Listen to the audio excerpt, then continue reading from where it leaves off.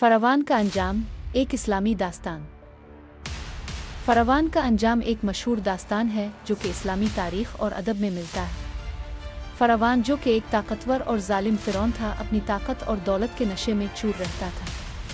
इसने हज़रत मूसा अलैहिस्सलाम की दावत को न सिर्फ रद्द किया बल्कि उनके ख़िलाफ़ सख्ती भी की।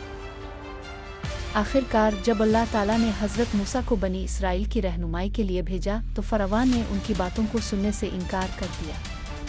अल्लाह की तरफ से कई निशानियां और मोजिज़ात फ़रवान के सामने पेश किए गए, लेकिन इसने अपनी ज़िद और तकब्बुर को नहीं छोड़ा। आखिर में जब फ़रवान और उसकी कौम ने हज़रत मूसा और बनी इसराइल का पीछा किया तो अल्लाह ताला ने एक अजीम मोजिज़ा दिखाया। हज़रत मूसा ने समंदर को चीर दिया और बनी इसराइल ने इसके ज़रिए गुज़र कर बच निकले। जब फ़रवान और उसकी फ़ौज ने उनका पीछा किया तो अल्लाह ने समंदर को दोबारा बंद कर दिया, जिसके नतीजे में फ़रवान और उसकी फ़ौज